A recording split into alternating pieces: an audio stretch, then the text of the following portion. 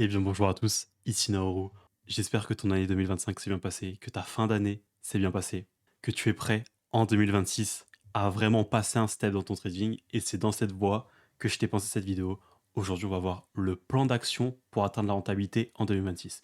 Ce que j'aurais aimé savoir quand j'ai commencé et si jamais j'avais besoin de recommencer à zéro le trading, voici ce que je ferais pour réussir le plus vite possible.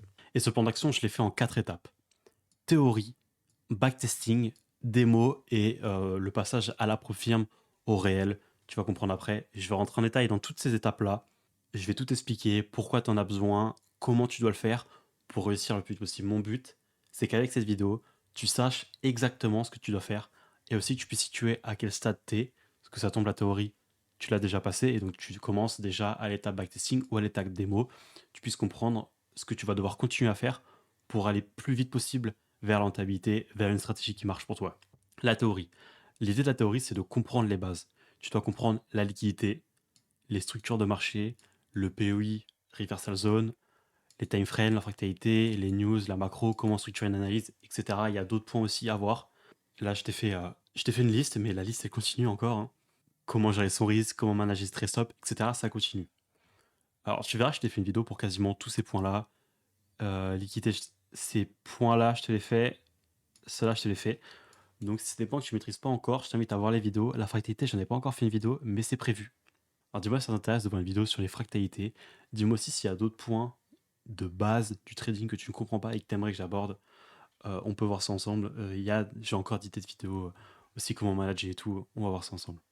Faut que tu comprennes aussi que connaître un concept, ce n'est pas l'assimiler. Il faut que tu mettes les mains à la pâte. Regarder une vidéo, regarder un tweet, ça suffit pas.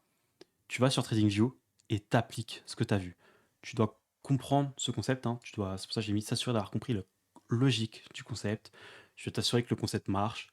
Tu vas sur le marché, tu testes les FVG, tu testes les liquidités, tu vois ok, ah, je vois que ça réagit souvent, ah là dans ce concept-là, je vois que ça réagit dans ce contexte-là, je vois que ça réagit pas, etc.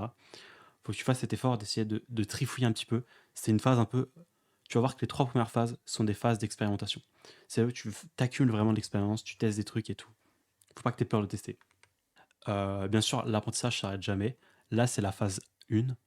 Mais même si tu es à la phase 2, à la phase 3, même que tu traites déjà sur challenge ou sur démo, l'apprentissage n'arrête jamais. Il faut tout le temps que tu remettes en question ton trading, tout le temps que tu t'adaptes, parce que le marché change, le marché évolue, le marché a des cycles, et tu as besoin de pouvoir t'adapter tout le temps, et ça passe par être toujours ouvert à apprendre de nouvelles choses.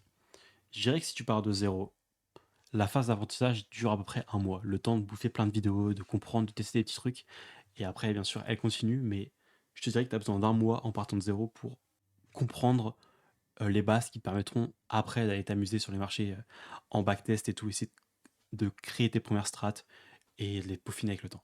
La phase 2, le backtesting, c'est un passage obligatoire. Je sais que c'est chiant, mais ça va être la phase aussi la plus longue. Tu as besoin de passer par le backtesting pour gagner du temps dans ton apprentissage, c'est ce que je te mets là. Pour récupérer ta première data, tu vas faire plein de backtests avec ta stratégie que tu vas adapter, optimiser, affiner avec le temps.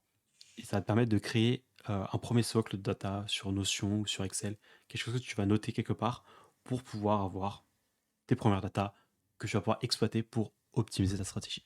Ça va aussi te permettre de t'habituer à ton setup et à ton actif, parce qu'à force de répéter tout le temps, tout le temps, tout le temps, ça va devenir mécanique pour toi et tu vas pouvoir vite repérer le setup. Et tu vas voir que c'est important de, quand tu arrives sur une charte, assez vite comprendre ce qui se passe. Parce que si tu commences à prendre trop de temps, à trop réfléchir, c'est à ce moment-là que tu fais des erreurs. Et ça permet aussi de tester du coup ta stratégie dans des conditions assez réalistes. Alors pas tant parce que tu n'as pas cette question d'attente, mais en tout cas ça permet de bouffer du volume dans des conditions de marché qui ont été antérieures. Et ça te permet d'avoir une première expérience sur ça. Comment backtester, je t'ai déjà fait une vidéo, elle est là, je t'invite à la regarder. Je te la mets en haut à droite. Vraiment, regarde là. Si pour toi, c'est pas clair comment tu dois backtester, je t'invite vraiment à la voir. Elle est complète. Il y a tout ce qu'il te faut dessus. C'est une étape que tu dois prendre au sérieux. Je t'ai dit dès le début. Je sais que c'est chiant, je sais que c'est long, ça m'a fait chier au début aussi, mais t'es obligé d'y passer. Il faut vraiment que tu sois sérieux. Il faut que tu backtestes de manière rigoureuse, parce que la data que tu vas récupérer, tu as besoin de pouvoir l'exploiter. Et donc, du coup, elle a besoin d'être bien, d'être bonne. Garde un track record, c'est ce que je t'ai dit juste avant. Compile ta data dans des Excel, dans Google Sheet, dans des notions, n'importe quoi, mais quelque part pour que tu puisses l'exploiter. Et avec le temps, tu vas pouvoir t'en servir pour affiner ta stratégie. Le backtest, c'est quelque chose que tu vas devoir tenir en même temps que l'étape suivante, qui est le démo. Parce que les conditions du backtest sont différentes des conditions du live, tu as besoin des deux. Et le démo n'est pas non plus une étape que tu dois sauter. Tu dois manger le backtest, mais tu dois aussi manger le live en complément du backtest. Et c'est pour ça que je t'ai dit juste avant qu'en fait, c'est bien de le faire en parallèle. C'est qu'une fois que tu as commencé à bien backtest et que tu as trouvé que ton backtest, tu as prouvé à toi-même que ton backtest est rentable, tu continues les deux en même temps. Tu continues à affiner ta stratégie, mais en même temps, tu la testes en live pour te permettre d'apprendre à analyser en direct, sans replay, vraiment prendre le temps de laisser le marché bouger, apprendre à attendre un setup, parce que ça, c'est sous-estimé, mais quand tu as le setup qui se crée, là, tu commences à avoir vraiment des biais psychologiques. Quand tu vas sur le marché réel, tu commences à vraiment avoir les biais tu veux avoir raison, de patience aussi. Laisser le temps faire, je t'ai dit. Exécuter les ordres sur MT5, parce que peut-être qu'en backtest, tu prenais des trades, mais tu n'étais pas sûr de toi. Là, tu as vraiment l'action de prendre ton téléphone ou de prendre sur ton ordi, si tu as MT5, MT4 sur l'ordi, et d'écrire ton ordre et tout. C'est vraiment quelque chose de très différent de juste cliquer sur FX Replay, prendre le trade et bonne chance. Et aussi découvrir la frustration liée à la psychologie du live. Donc ce que je disais plutôt, attendre un trade, avoir les couilles d'appuyer sur exécuter, de rentrer ta position, de subir les drawdowns, des trades qui range, du trade qui va juste avant ton TP, mais qui en fait après retourne, et en fait tu dis ah, et tu cut comme un porc. Toutes des erreurs qui sont faites hein, quand tu débutes, c'est normal, hein, mais tu as besoin de passer par du coup le démo pour apprendre ça et te taper ses premières erreurs. Prends le temps. Le démo, c'est pas une phase que tu dois bâcler non plus. Tu dois prendre ton temps, le temps de t'habituer au marché réel, le temps d'être à l'aise avec ta psycho, de voir un peu là où tu penches. Est-ce que tu as tendance à overtrade? Est-ce que tu as tendance à avoir peur de prendre des trades justement? Est-ce que tu as tendance à vouloir trail trop vite, à vouloir laisser trop tes trades couler? C'est des choses que tu vas devoir analyser aussi. Et c'est pour ça que c'est important de journaler ces trades à ce moment-là. C'est une étape qui est indispensable et qui va aller de pair avec la suite parce que si t'es pas prêt pour le démo, tu seras pas prêt pour l'étape d'après. Tu seras pas prêt pour la profirme, tu seras pas prêt pour le réel. Savoir aussi si tes horaires de trading sont bonnes. Hein. Parce qu'en backtest, tu t'en fous de prendre le trade à 5 heures du matin. Mais bon, dans la vraie vie, tu dors à ce moment-là.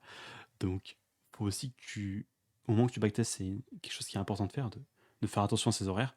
Mais quand même, tu n'as pas fait attention à ces horaires-là, ou alors que tu as sous-estimé le fait que des horaires pouvaient poser problème, le réel et le démo, surtout le démo du coup, va te ramener à la réalité.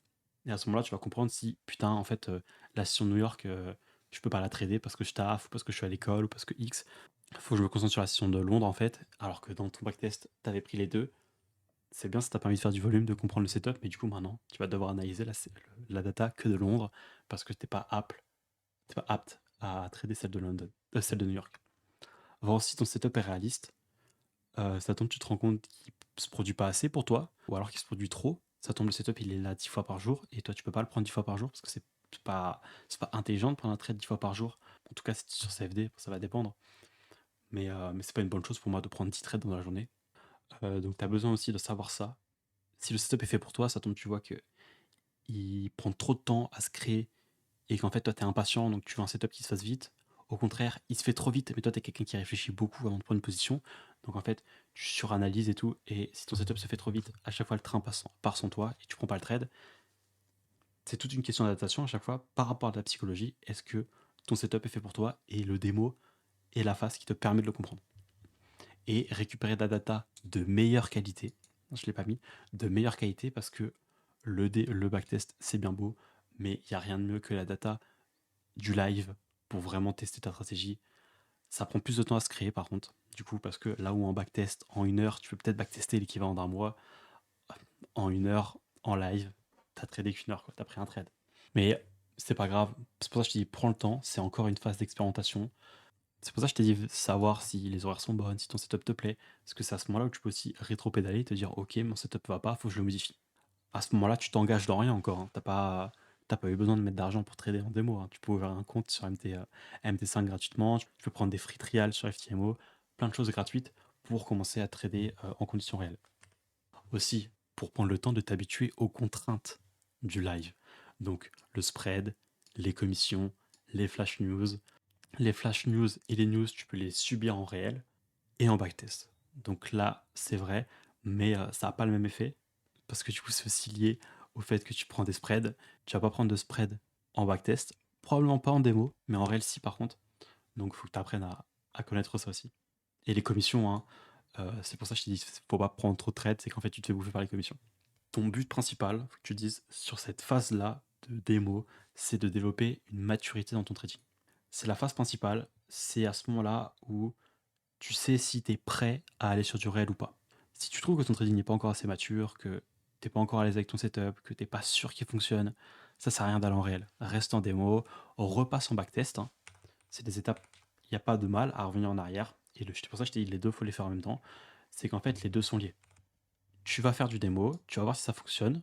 Si ça fonctionne pas, tu reviens sur le backtest, jusqu'à ce que le backtest fonctionne. Après, tu retournes sur le démo, ainsi de suite, jusqu'à avoir la technique, la strat, qui te permet d'aller directement à la phase d'après, qui est la preuve firme ou le réel. C'est maintenant que ça commence. Moi, je t'ai mis preuve firme parce que je te conseille au début. Je mettrais plus le réel en étape 5. C'est-à-dire qu'une fois que tu as réussi en preuve firme, que tu as fait de l'argent et tout, comme les preuves firmes ont quand même des règles, et je te l'ai mis ici, des contraintes qui sont reloues, et tu sais pas, ça tombe demain, FIMO s'arrête, et tu perds tes funded, tu perds finalement, tu perds ton capital, tu peux plus trader, tu peux plus faire d'argent, hein. Le capital, c'est l'arme du trader. Et bah, le réel, ça te permet de backer ça et de te dire, bah, ok, peut-être que FTMO peut s'arrêter, mais moi, l'argent que j'ai sur mon compte, sur mon broker CFD, il restera là toujours. Ou mon broker futur, il restera là toujours. Faut aussi que tu profites du coup du levier de ces profils, hein, tant qu'elles fonctionnent, tant qu'elles sont pas toutes pourraves, donc comme FTMO. Si ça t'intéresse que je fasse une vidéo sur les profils, dis-le moi en commentaire.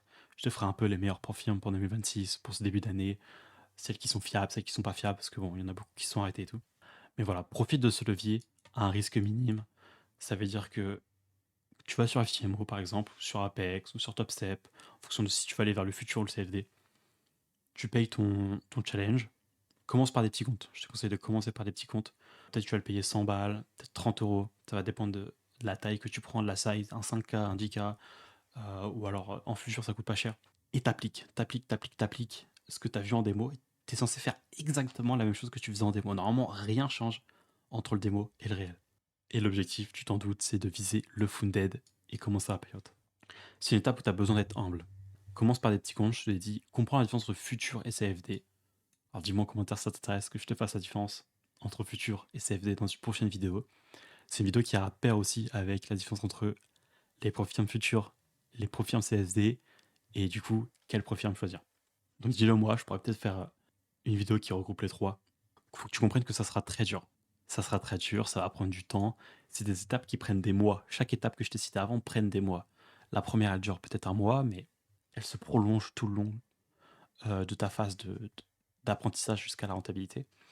La phase 2 du backtest peut prendre 3 mois, je te dirais quand même, en fonction du nombre d'heures aussi que tu mets, hein. Si tu mets 10 heures par jour, ça durera un mois. Si tu n'en mets que 2 heures, ça durera peut-être 3. Voilà, c'est vraiment plus une question d'horaire que de mois. La phase de démo, elle est longue, mais elle se fait en parallèle de la phase de backtesting, parce que comme je t'ai dit, tu backtestes une strat, une fois qu'elle est bonne, tu vas en démo. Si en démo elle est pas bonne, tu reviens sur le backtest et tu fais un cycle jusqu'à avoir quelque chose de bon en réel. Et il va falloir comprendre sa psycho, parce que je t'ai parlé de la psycho en démo, mais la psycho en réel est encore différente, parce qu'il y a des enjeux qui sont différents en réel. En réel, quand tu trades vraiment ton compte et que tu peux vraiment le perdre si tu fais de la merde, tu vas plus vouloir peut-être revenge trade pour te rattraper, etc. Donc il faut aussi que tu prennes le temps de comprendre ta psycho, et c'est pour ça que je te dis de commencer par des petits comptes. C'est que si tu connais pas encore ta psycho sur du réel, ça sert à rien d'aller sur des gros comptes, parce que tu vas faire des erreurs, parce que c'est pas le premier compte, c'est pas le premier challenge que tu vas acheter que tu vas passer. Je te le dis tout de suite, ça arrive pas. Voilà, peut-être que ça va arriver à certaines personnes avec de la chance, ça n'arrive pas dans 99% des cas. En résumé, théorie, backtest, démo, preuve firme. Et peut-être la partie réelle après. Tu apprends les bases, ça te prend un petit mois, tu backtestes pour valider ta strat, pour être sûr que ce que tu fais fonctionne. Grâce à de la data, ça dure plus ou moins 3 mois. Après, tu vas en démo, tu testes du coup ta stratégie backtest, cette fois-ci sur du live. Si ça fonctionne pas, tu reviens et tu repartiras après sur du démo. Et une fois que c'est bon, tu peux partir sur la preuve firme pour vraiment commencer à chercher à être rentable officiellement. À ce moment-là, tu cherches pas à être rentable, tu cherches à apprendre et à créer une stratégie qui peut l'être. À partir de là, tu cherches à être rentable. C'est une route qui va être longue. Il faut que tu prennes ton temps, ça va prendre des années, je te mens pas. Si tu commences de zéro, ça va prendre 2, 3 ans peut-être, 4, 5. Ça va prendre du temps, mais reste accroché.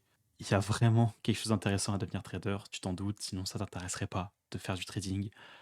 La liberté géographique, pouvoir scale, avoir du temps libre, hein, parce que finalement, quand tu sais trader et que tu as adapté ta stratégie à ton mode de vie, ça demande pas tant de temps que ça. Faut que tu comprennes que tu vas avoir des hauts et des bas, c'est normal. Ta courbe d'apprentissage va pas être linéaire. Tu vas commencer très haut, la partie de théorie commence très haute. La partie de backtest, je te dirais que c'est un range. Des fois, ça fonctionnera très bien. Des fois, tu vas te rendre compte que ça marche plus. Mais bon, au moins, tu passes en démo, c'est que ça s'est bien se passer. Après, tu vas passer en démo, tu vas te rendre compte qu'en fait, putain, le démo, c'est hyper dur. Tu vas peut-être, c'est peut-être à ce moment-là que ton moral va être le plus bas. Mais bon, à force d'adaptation, en revenant sur du backtest, tu vas remonter. Et une fois que tu te sens bien, que tu as travaillé, tu as quelque chose du solide, tu vas sur une prop firme. Et à ce moment-là, pareil. Tu vas commencer la prop firme très haut, ça va descendre, tu vas te rendre compte que putain, c'est dur. Tu vas avoir une grande phase de consolidation et après, ça ira mieux. Et à ce moment-là, tu seras rentable. Ceux qui réussissent, c'est ceux qui ont tenu. Faut que tu comprennes ça, faut que tu restes accroché. Il y a personne qui a fini rentable en ayant abandonné vite. Tu t'en doutes, hein. C'est tout le temps. Les vainqueurs, c'est ceux qui ont travaillé dur. Peut-être que toutes les personnes qui ont travaillé dur sont pas des vainqueurs, n'ont pas réussi, mais en tout cas, ceux qui ont réussi ont travaillé dur. J'espère que cette vidéo t'a plu. Dis-moi en commentaire s'il y a d'autres sujets que t'aimerais que je traite. Like, abonne-toi, suis-moi sur Insta. Je poste des trucs sur Insta. C'est là-bas où je vais te poster des news, mes trades et tout. Donc je te conseille vraiment à me suivre là-bas. C'est là où je vais t'annoncer les prochaines vidéos et tout. Je t'invite vraiment, j'insiste, suis-moi sur Insta. En janvier, je vais sortir un très très gros outil, quelque chose que j'aurais adoré avoir au début, que j'ai pris le temps de développer, ça m'a pris du temps. Ça sort en janvier. Je te conseille de suivre, de me suivre sur Insta et sur YouTube pour quand ça sorte. Je te jure, c'est quelque chose qui va t'aider, je pense. En tout cas, merci de me suivre et on se dit à la semaine prochaine pour une nouvelle vidéo. Au revoir.